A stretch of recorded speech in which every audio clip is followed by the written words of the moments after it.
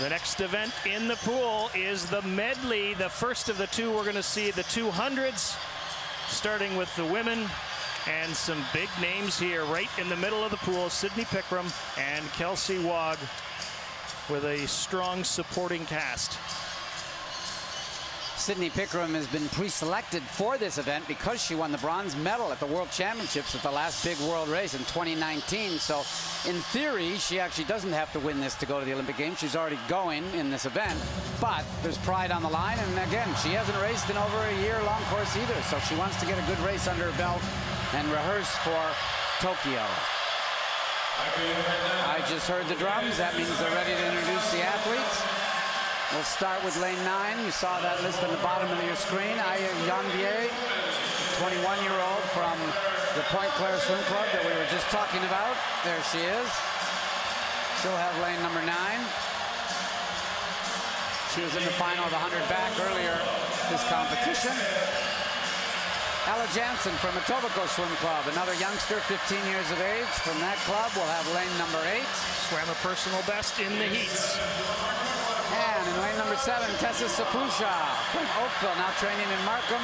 Had a breakout year this year in the International Pro Swimming League, swimming for the Toronto Titans franchise. Mary Sophie Harvey, the 21-year-old from originally Trois Rivières, now training in CAMO, C-A-M-O. You can see it on her cap. That's the Centre Aquatic Montreal Olympique. It was a pool that was built for the Olympic Games. Kelsey Waugh made the Olympic qualifying time in the preliminaries in this event. She's already made the time in the 100-meter breaststroke, so really has a berth for the Olympics, probably. Sydney Pickram, the woman we were talking about, 7 international medals already to her credit. One of the best individual medley swimmers, or as the swimmers say, IM, in the world. Bailey Anderson, a real late bloomer in the sport. Wasn't that well known as a teenager, but has really flourished at university. She'll have lane number 3. She wanted me to say she was from Smith Falls, Ontario. Ashley McMillan from Penticton, BC, will have lane number 2. Bailey Herbert from Langley, BC, will have lane number 1, the 18-year-old. And Nina Molden will have lane number 0. She actually is now living in the Chicago area. Her sister attends McGill, and Nina will be attending the University of Toronto in the near future. So women's 200-meter IM, they'll start with the butterfly, then the backstroke, then the breaststroke, then come home with the freestyle. One length of the pool in each. And Sydney Pickram is the bronze medalist from the World Championships in this event. She was 6th in Rio 5 years ago. She will be in lane 4. So 5 up from the bottom of the pool. And there's Kelsey Waugh, good shot of her right next to her, out of Winnipeg, University of Manitoba graduate. Take your marks. And they start with the fly. And you notice the good close-up there. About several years ago, they decided that the swimmers were having both feet in the front of the blocks and they were slipping if they put one behind. So it's now like track and field. There's a little wedge in the back of the blocks, and it really does help the swimmers get a better start. So those are your 2 favorites right there, ringed by those yellow lane ropes. Lane number 4 is Pickram, and the next one on top of her, if you want to say it that way, is Kelsey Waugh in lane 5. So now they will switch to the backstroke. Sydney Pickram had the lead at 28:08. And the interesting thing that happens in an individual medley is usually everybody has a bit of a weak stroke. Kelsey Waugh is a world-class breaststroker, as is Sydney Pickram, so they both usually labor Kelsey more in the breaststroke, in the backstroke, I should say. But look at all of a sudden, way down here in lane number 2, Ashley McMillan has a brilliant backstroke. Not a bad breaststroker either. Tina Hoban does a fantastic job in Penticton, bringing out new young swimmers every single time there's an national. So Pickram just ahead of McMillan as they switch to the breaststroke. The most technical of the strokes, Byron. Absolutely difficult. This makes or breaks an individual medley. The people that can do the breaststroke are usually the ones that enter the individual medley. Making a big, big move in lane number 3. That's 4 from the bottom. Bailey Anderson from Smith Falls, Ontario, has a good breaststroke. She had a great breakout swim at a meet in the United States about 6 weeks ago. So she's in a position now to challenge for that Olympic berth. Anderson has a personal best of just under 2:10, 2:09.99, was a bronze medalist medalist at the Pan Am Games in Lima. And now they go to the freestyle, and Sydney Pickram is leading. And just to her right, it is Kelsey Wog. And it is Anderson trying to keep up. Very good battle for second. They're going to make the time, so it's whoever's better of those two that's going to make it. It looks like Kelsey Wog has pulled ahead, but the veteran Pickram has had this race in her back pocket the whole way. Sydney Pickram approaches. Who's going to get second? It's Pickram for first. It's Wog for second. It's Anderson in third.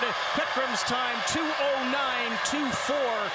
Wog is again under the Olympic A standard. The second time today, she knocks 2 more seconds off of it.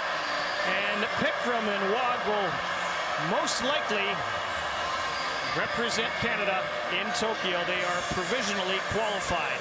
Well, those two were in the top 8 at the World Championships as well. And that's in the 200-meter breaststroke. And interesting, Canada decided only one person would get to pre-qualify. So Sydney Pickram pre-qualified. Kelsey Wog didn't. But there's that wedge. You can see I was talking about earlier where the swimmers get an extra little bit of a start. So Kelsey Wog really had to stand up and do it, and she did. She made it. I want to mention very briefly about Sydney as we watch her swim. That she grew up in the States. Her dad was a hockey player. She was born and raised in Dunedin, for you Blue Jay fans. That's their home park. And then went to school in Texas. But because of the pandemic, she had to move, and she drove up to Toronto at the end of December. She hit Canada with a snowstorm, and she'd never driven in snow in her life. Wow. And had to adjust very quickly to life here in Toronto. But it's done very well. She looks good, putting herself in a position to challenge for top spots once she gets to Tokyo. Getting this out of the way was very important. Well, impressive by the top 4 swimmers. 3 of the top 4 under the Olympic A standard. In third place was Bailey Anderson, who had a nice charge down the stretch. And in fourth place in lane 6, Mary Sophie Harvey, who now has 3 top 5 finishes at this meet. So Sydney Pickram, already pre-qualified in the 200 IM, not resting on her laurels, comes through with an impressive 2:09.24, and she is standing by with Devin Haru. Thank you very much, Rob. With Sydney. Sydney, you were pre-selected for this event, but how important was it to come out here and put down a good time like you did? Yeah, I mean, I'm in a kind of a weird spot with training, but I'm really happy with it right now, just to go and get back into racing and just try and execute a good race. Had no time that I wanted to do, no specific outcome goal, but just execute the best race I could today. And I'm pretty happy with it. I mean, those girls, I knew they were gunning for that time, so I knew they'd push me, and it is what it is, and I'm happy with it. It's a step in the process. Byron mentioned it on the broadcast. We'll get into your trip from Texas to Toronto because I hear you hit a snowstorm. But let's go to your mom right now. Hi, Mom. Who's watching. Mom, we'll go to you. Yeah, we'll go to you, Mom. I know you would have loved to have been here, but what did it look like from your vantage point? I know Sydney was just talking about it. It's been a long haul navigating all of these restrictions and the training schedule and everything like that. What did it look like from your vantage point, Mom? It looked great. It looked great from here. So she looked really, really strong. And she had talked to me a few days ago and said, I'm strong, I feel good. And I know she hadn't tapered or anything like that, so I know she wasn't too concerned about the time, but I knew she just needed to race and wanted to race. It's been so long. So you look great. Thanks, Mom. Sydney, in the midst of a pandemic where there have been all of these challenges, you've got the support of your mom. How much has this meant to you to have a team around you, to have the support of family and friends, to stay mentally focused on the task in front of you?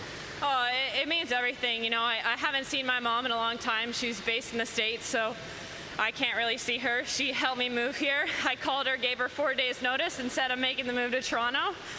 But yeah, my team means everything. I miss my mom, I miss my brother. It's hard not being with them.